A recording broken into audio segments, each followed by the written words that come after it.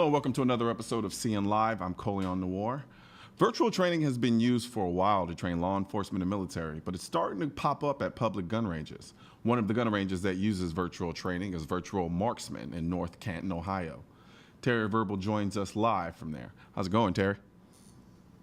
Hi, thanks for having me. Absolutely, it's a pleasure. It's a pleasure. So tell us about Virtual Marksman. Well, it's not a live fire range. I started looking 3 years ago for developing a live fire range, and I stumbled upon this law enforcement firearms training simulator.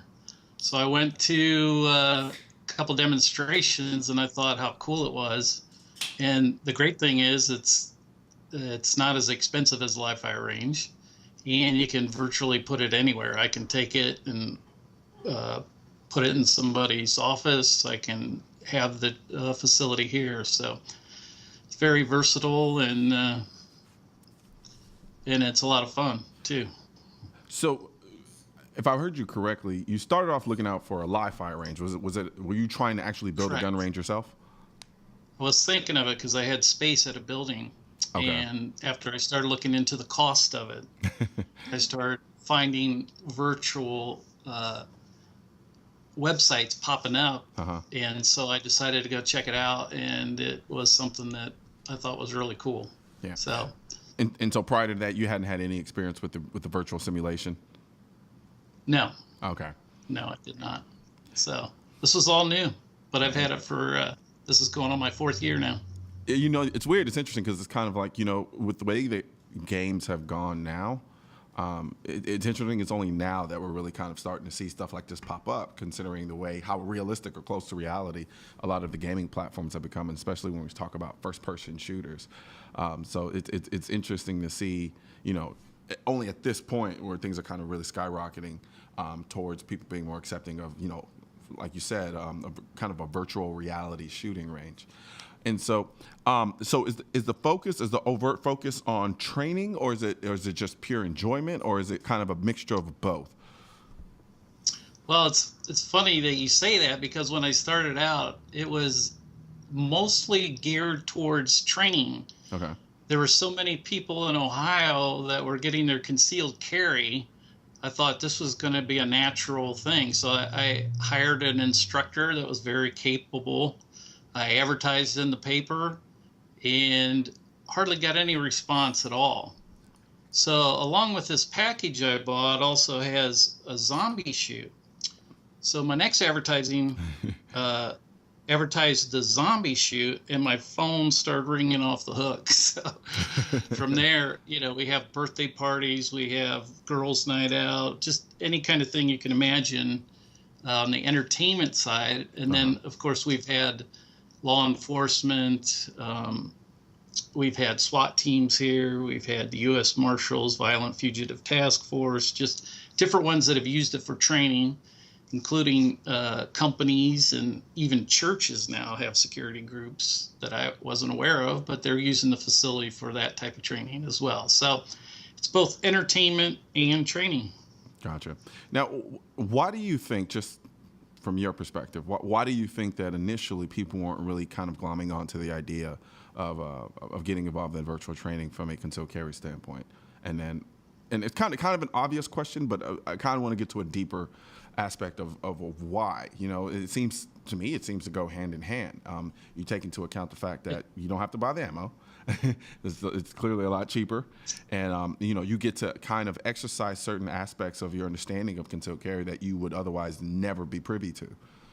So why do you think that was the case, that most people kind of really weren't receptive to the idea of it as being a training platform, but then you make kind of this minor shift and make it kind of more entertainment focused, and now it kind of took off?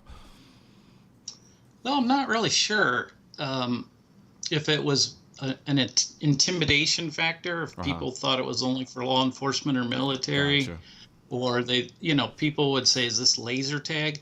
Anytime you try to explain to someone on the phone, you know, the whole concept of it, they still don't even get it. So once people would come in and try it, and then word of mouth and that type of thing, then you started having more and more customers coming in for the concealed carry type training.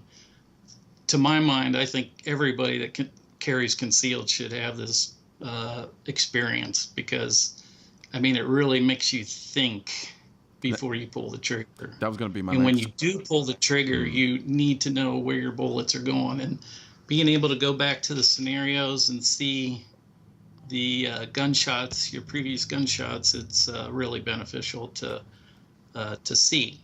Not only that, but the targeting is so much harder. I've had more than one instructor come in and say, I thought I could shoot until I shot this. Because you have people that are moving, you have people that are wearing jackets, bulletproof jackets. You know, they're jumping out, they're shooting back at you. I've literally had people leave here soaking wet in sweat because they really get into the intensity of it. And it can be intense when you first do it. So. Yeah, no, I trust me, I'm pretty sure I'd be one of those people who would be there for hours on end because I kept getting killed and wanted to kind of rectify myself. Now, let's talk about some of the technology involved in this. So, are we actually, what type of guns are we actually using? Well, I actually have a sample for you if you don't mind. Yeah, let's have it. This is a SIG MK20. All right, so I'll try to get it on the camera here. It has a CO2 magazine. So when you pop that baby in and pull the trigger, try and get it up here. Oh wow! You get the actual recoil. Recoil. It doesn't show up too well on the screen there, but you get a nice recoil. On the end, you see that there's a laser. So once the trigger is pulled, it causes the laser to hit a spot onto the screen, and then the screen registers as a gunshot. Gotcha. And we also have an AR-15 with the same type of thing, CO2 recoil. And when you pull the trigger, you get a nice little pop out of it. I don't know if you can tell, but I mean, we can hear it. Okay, good. Yeah. So those are the guns. I have M&P and a Glock, and I also have a laser on the Glock, so we can, people that want to train with a laser, or guys with bad eyesight like mine. I love having the laser, so it does work with the system. And then, it's just the scenarios and the software. So we have a entertainment package that has like shooting bottles. There's all kinds of timed competition. We have the Bianchi Cup that's on simulation. We have the zombie shoot. There's another one that's like a Call of Duty type scenario where you're going. They're like storylines. It takes 6-7 minutes. Yeah. And you go through a city, and there's all kinds of people jumping up at you all over the place. And okay. It's good for practicing, getting good trigger time. So what is trigger control is improved for me? Really? So you've actually noticed the difference between practicing on the simulator and versus your real world performance with a real firearm. You've noticed the improvements. Definitely, because when you do more precision shots, your trigger control is really important. And when you go to the range, you shoot a static silhouette that you move forwards and backwards. And on this one, you're shooting bottles, you're shooting pepper poppers that are at a distance. So slight move of the trigger and you're off target. So I've really developed a good feel for the trigger. And I carry it over because I still do live fire, of course. This is not to replace it, it's to enhance it.